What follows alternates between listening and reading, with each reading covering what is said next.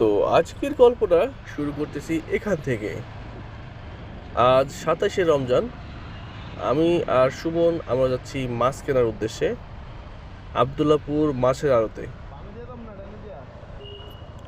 তো ইতিমধ্যে আমরা আমাদের বাইকটা সাইড করে রেখে মাছের আড়তের ভিতর ঢুকে পড়ছি।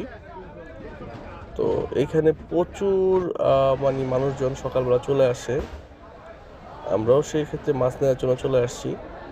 তো এখানে পাইকারি মাছ পাওয়া যায় অনেক।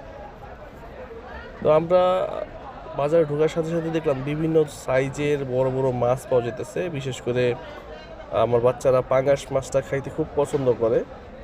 তো তার জন্য এখানে দাঁড়ালাম যে মোটামুটি এই লোকের কাছে বড় পাঙ্গাসগুলো দেখতে পাইতেছিলাম আর কি। আর পাঙ্গাসগুলো ছিল একদম খুব ফ্রেশ আর তাজা, যে কারণে এখান থেকে 3টা পাঙ্গাস মাছ বাইছা উঠাইলাম, যে বড় দেখে 3টা পাঙ্গাস দেন। তো 3টা পাঙ্গাস মোটামুটি 10-11 কেজির মতো হয়েছে। তো ভারতে আসলে মোটামুটি একটু কমের মধ্যেই পাওয়া যায়। তো প্রথমে 2টা মাপ দিলাম যে 2টা 10 কেজি হয় কিনা, তো দেখলাম যে না, 2টা 10 কেজি হয় না, 3টা মিলায় 11 কেজির মতো হয়। আমার নিয়ত ছিল 5 কেজি বা 6 কেজি করে 2টা পাঙ্গাস নেওয়ার। তো অত বড় সাইজটা সকালবেলা পাইলাম না, যে কারণে ওইটাই নিতে হইলো। আর তারপর চলে আসলাম তেলাপিয়া মাছ কেনার জন্য। আমার বাচ্চারা পাঙ্গাস তেলাপিয়া এই মাছগুলো বেশ পছন্দ করে।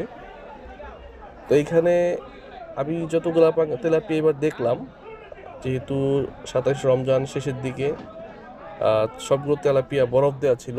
আমি তাজা যেই তেলাপিয়াটা আছে ফ্রেশ, ওইটা পাই নাই। তো এই লোকের কাছে অল্প কিছু আছে, তো সেখান থেকে আমি 5 কেজির মতো তেলাপিয়া মাছ নিয়ে নিলাম। তো উনি ছোট বড় মিলাই দিছিল। আমি বললাম যে আপনি এক কাজ করেন, ছোট মাছগুলা উঠাই নেন, আমাকে একটু বড়গুলা দেন। তো তেলাপিয়া নেওয়ার পর চলে আসছি এই শিং মাছ নেওয়ার জন্য।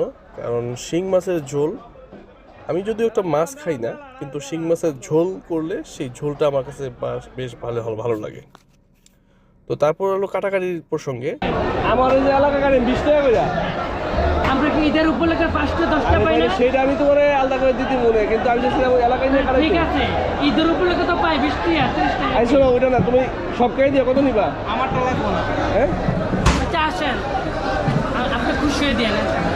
আচ্ছা, আর কি লাগবে ঈদের উপলক্ষে দিবেন। তো এই ছেলের সাথে আমাদের প্রতি কেজি মাছ